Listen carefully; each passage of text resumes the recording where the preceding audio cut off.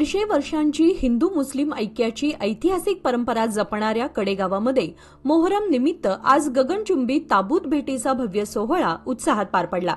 या सोहळ्यास महाराष्ट्रासह कर्नाटक सीमा भागातून सुमारे लाखांवर भाविकांनी उपस्थिती लावली होती।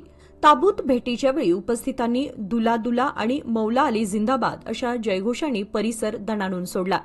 सकाळी सोहोली, निमसोड, शिवाजीनगर येथील मानकऱ्यांनी वाद्यांच्या गजरात ताबूतांची पूजा पारंपरिक पद्धतीने केली। दुपारी 12 वाजता 7 भाईंचा मानाचा ताबूत उचलण्यात आला आणि त्यानंतर भेटीचा सोहळा सुरू झाला। 12:30 वाजता बागवान यांचा ताबूत उचलल्यानंतर दोन्ही ताबूतांची पटेल चौकात 1 वाजता भेट झाली।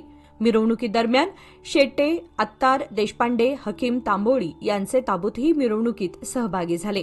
सुरेशबाबा देशमुख चौकात शेख, इनामदार, सुतार यांचे गगनचुंबी ताबूत व मजून माता ताबूत देखील सोहळ्यात दाखल झाले। या भव्य ताबूत मिरवणुकीमुळे कडेगावात धार्मिक एकतेचे अनोखे दृश्य पाहायला मिळाले। भक्तिभाव, शिस्त आणि सांप्रदायिक सलोखा राखत हा ऐतिहासिक सोहळा शांततेत पार पडल्याने प्रशासनाने समाधान व्यक्त केले।